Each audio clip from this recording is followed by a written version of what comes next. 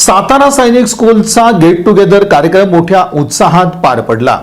भारतीय वायुसेनेचे माजी प्रमुख पी.व्ही. नाईक हे सोलापुरात आले होते। सैनिक स्कूल सातारा गेट टुगेदरसाठी air chief marshal P V. Naik यांची सोलापूर शहराला सदिच्छा भेट।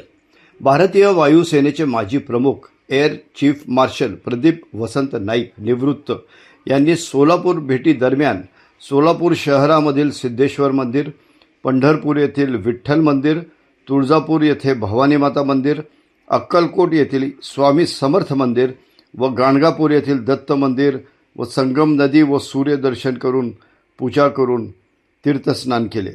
1961 मध्ये त्यांनी सैनिक स्कूल सातारा येथे ॲडमिशन घेऊन आर्मी नेव्ही एअरफोर्स साठीच्या ट्रेनिंगची सुरुवात केली।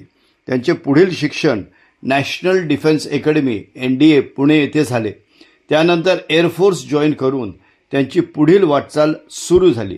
भारताचे एअर चीफ मार्शल या पोस्टमध्ये ते इंडियन एअरफोर्समधून रिटायर झाले।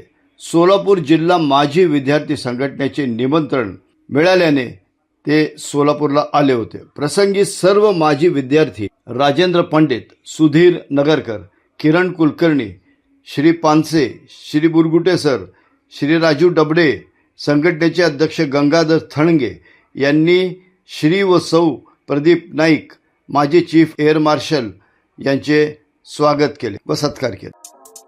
या बातमीपत्राचे प्रमुख प्रायोजक प्लॅटिनम मॉल इंद्रधनु सोलापूर। सोलापुरातील सर्वात प्रतिष्ठित इंद्रधनु सोसायटीचा नवीन भव्य कमर्शियल प्रोजेक्ट आता रेल्वे स्टेशनच्या अगदी शेजारी शहराच्या मध्यवर्ती ठिकाणी।